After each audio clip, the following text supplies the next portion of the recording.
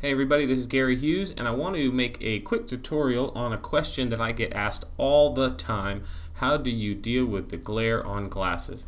Now, if you're shooting in your studio and you have complete control over all the lights and reflectors and everything, it's not that difficult to create an image where glasses won't have a glare. Now, most glasses nowadays tend to have a anti-glare film over them, which mostly solves the problem for you. But if you want to figure out how to do that live in the studio, you just go ahead and Google angle of incidence and reflection, and you will find plenty of tutorials on how to create light using indirect lighting that will light your subject without causing glare in the lenses. Now, if you're in a situation like I'm often in, like a high volume, you can't change the lighting setup for every single person that sits down. I shoot sometimes 100, 200, 300 people over the course of a couple of days, and if you change the lighting setup for each and every person, then you're going to spend a lot of time moving lights up and down and not a lot of time taking pictures. So what I will typically do is, most of the time it isn't a problem. Usually about 1 in 100 people will have glasses that have glare that need to be fixed, in my experience. Now that may be different for everybody else, but that's just for me.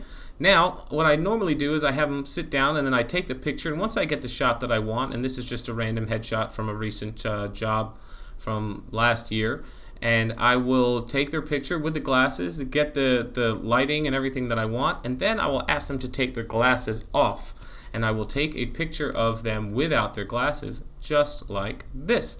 And so what I'll typically do is do that with every single person that has glare in their glasses. I do a little review in the LCD screen, and then I will take this and I will use the eyes from this image and I will put them over top of the image with the glasses, and that will make my finished image. And so what I'm going to do is I'm going to do it right here and show you how I do it. There's no extra oven baking the finished meal. This is showing you exactly how I do it. So one of the things that I do is I go right over to the top left and I select the marquee tool, the rectangular marquee tool. You can also just hit M on your keyboard and that will do it. And then I will usually feather it at about 10 pixels. And then I will select the whole area kind of the eyes, just like this.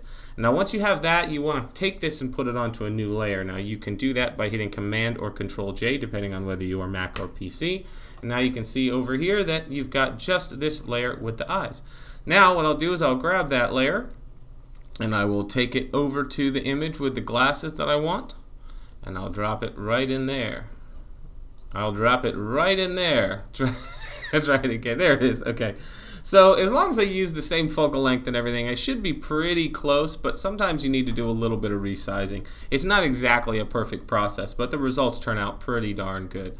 So what I'm going to do is try and line up those pupils kind of where I see that they look pretty good. The eye size is the same. And then what you do is reduce the opacity of that layer with the eyes on it. We're going to zoom in. Boop, boop, boop. Oh, that looks weird. Hello. Okay, I'm just kidding. You want to move those eyes up over the other eyes, just like this. Line up those pupils and those irises as best you can. Looks like we got a little bit of differentiation in the size, so I'm just going to move those around a little bit. You want them to match as close as you possibly can. Now, again, it's not going to be exactly perfect, but it will be close enough to where you really won't be able to tell much. Okay, so now what I'll do is I'll see what that looks like. Looks pretty close, and we can do a little fine-tuning after. And might go up this way a little. And that looks pretty darn close. About as close as damn it is to swearing. Alright, there you go. Now what you do is you're going to put this on its own layer, just like so. Or not its own layer, sorry. You're going to add a layer mask. And then when you have a layer mask and it's white, that's called a reveal layer. And so what that's going to do is when it's white, it's going to show you everything that's in that layer, and you can paint through it to make it disappear. For this, I like to do the exact opposite. So if you have that layer mask selected and you hit Command or Control I, it's going to invert that into a hide all layer mask, which you're going to paint through in order to bring the eyes back in. So we're going to zoom in. I'm going to grab a regular paintbrush, which you can get over here in the tools palette, or just hit B on your keyboard to select a brush. Make sure that's a nice soft brush out of here. You know, one of these guys is fine. And make sure that your paint color, your foreground color, is set to white, because when you have black, if you paint white, it will reveal what's behind that layer. Then you're going to just paint those make sure it's 100% opacity. You can do that by hitting 0, or you can use this little scroll bar here, and you just paint those eyes right inside the lenses of the glasses. And it's okay, you don't have to be perfect. The great thing about working with layers and with a layer mask is that you can go back and fix it if you messed it up. Alright, so I got a little bit over onto the frames here. Ba-boom. There you go. Boom. And here. Now, one of the other cool tricks that you can do while you're doing this is to make sure that you still want it to look like they're wearing glasses. So I will remind you that when you do have glasses, those prescriptions often will create a refraction where the eyes will either be slightly larger or slightly smaller, or maybe things won't line up, or maybe in the original image you'll get the side of the face right here.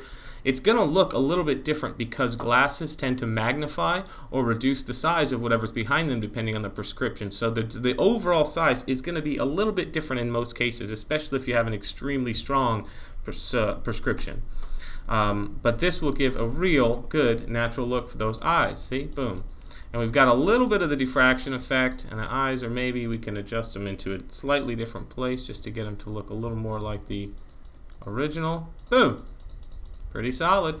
Now what I'll typically do is I'll reduce that maybe by about 10% or a little bit more, just to get a little bit of fuzziness in there so it looks like they're still behind a piece of glass, instead of all the way like that. That looks like they're a hipster with no lenses in the frames of their glasses. So bring it back down to about 90% to just get a little bit of fuzziness so it still looks like it's behind glass. Then you go ahead and flatten that layer and you're good to go. And that is how I solve the reflection problem. And once you do that a couple of times, it takes a little longer as I'm explaining it to you, but I can do that in about maybe 1 minute, maybe 1 minute and 30 seconds.